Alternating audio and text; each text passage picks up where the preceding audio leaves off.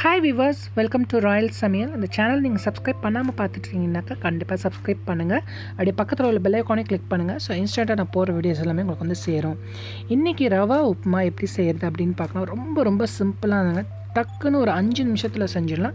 ரொம்ப சிம்பிளானது. வாங்க அதுக்கு என்ன பொருள் தேவைன்னு பார்க்கலாம். ரவா உப்புமா அஃப்கோர்ஸ் நமக்கு ரவா தேவை. நான் வந்து 2.5 கப்பு ரவா எடுத்திருக்கேன். அந்த ரவையை நம்ம எந்த பேனில் எதில் செய்ய போகிறோமோ அதில் கொட்டி நல்லா வறுத்து எடுத்துக்கலாம்.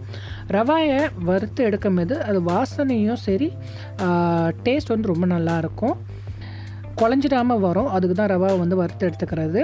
ஸோ வறுத்து நீங்கள் வந்து வறுத்துகிட்டே இருக்கும் போதே உங்களுக்கு வந்து ரவாவோட ஸ்மெல் வரும். அந்த ஸ்மெல் வந்துருச்சுன்னா வறுப்பட்டுருச்சுன்னு அர்த்தம். அப்படின்னா கையால் தொட்டு பாருங்கள். அது சூடாக இருந்துச்சுனாக்கா நீங்கள் எடுத்துருங்க. இப்போ எந்த பேனில் செய்ய போகிறோமோ அந்த பேனை எடுத்து வச்சுக்கலாம். நான் 4 டேபிள் ஸ்பூன் எண்ணெய் விட்டுருக்கேன். எண்ணெய் சூடு வந்தோடனே 1 டீஸ்பூனுக்கு கடுகு போட்டுக்கிறேன். கடுகு நல்லா வெடித்து வரட்டும். வெடித்து வரும்போது ஒரு காஞ்ச மிளகா போட்டிருக்கேன். உங்களுக்கு காரத்துக்கு தகுந்த மாதிரி நீங்கள் வந்து காஞ்ச மிளகா போட்டுக்கலாம். ஒரு காஞ்ச மிளகா போட்டிருக்கேன். ஏன்னா எனக்கு அவ்வளோ போதும் காரம். ரொம்ப காரம் வேணாம் குழந்தைங்களாம் சாப்பிட்றதுனால. அப்புறம் 1 டீஸ்பூனுக்கு கடலைப்பருப்பு போட்டிருக்கேன். அப்புறம் 1 டீஸ்பூன் ப்ளஸ் ஒரு 1/4 டீஸ்பூனுக்கு வந்து உளுத்தம்பருப்பு போட்டிருக்கேன்.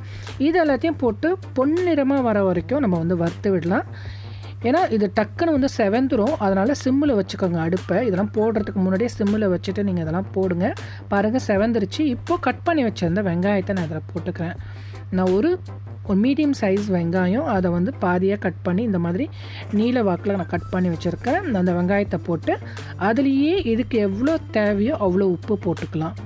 நீங்கள் எவ்வளோ ரவா எடுத்துருக்கீங்க, எவ்வளோ நீங்கள் செய்ய போகிறீங்களோ அதுக்கு தகுந்த போல் நீங்கள் வந்து உப்பு போட்டுக்கோங்க.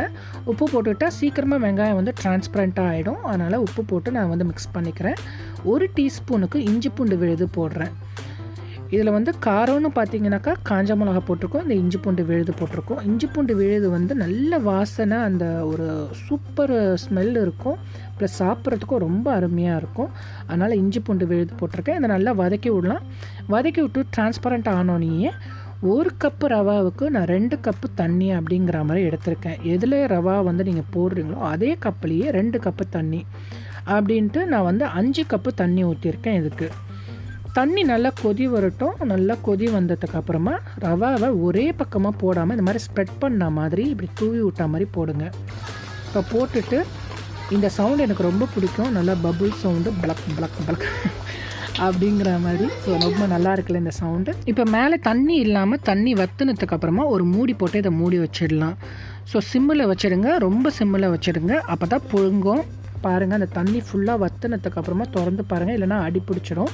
இந்த மாதிரி கிண்டி விடுங்க. கிண்டி விட்டிங்கனாக்கா சட்டுன்னு நமக்கு வந்து ரவா வந்து ரெடி ஆகிடும். பாருங்கள் சூப்பராக வந்து நல்லா உதிரியாக நல்ல உதிரியில் ரவா எப்படி சாப்பிடுவோமோ, ரவா உப்புமா எப்படி சாப்பிடுவோமோ அந்த பதத்தில் சூப்பராக இருக்குது. இதுக்கு ஏற்ற போல் தண்ணி எல்லாமே ஊற்றி சூப்பராக ரெடி ஆகிடுச்சு. கண்டிப்பாக இந்த ரவா உப்புமா செஞ்சு பாருங்கள். செஞ்சு பார்த்துட்டு எப்படி இருக்குன்னு சொல்லுங்கள். இந்த வீடியோ பிடிச்சிருக்கோன்னு நினைக்கிறேன். தேங்க்யூ ஃபார் வாட்சிங்.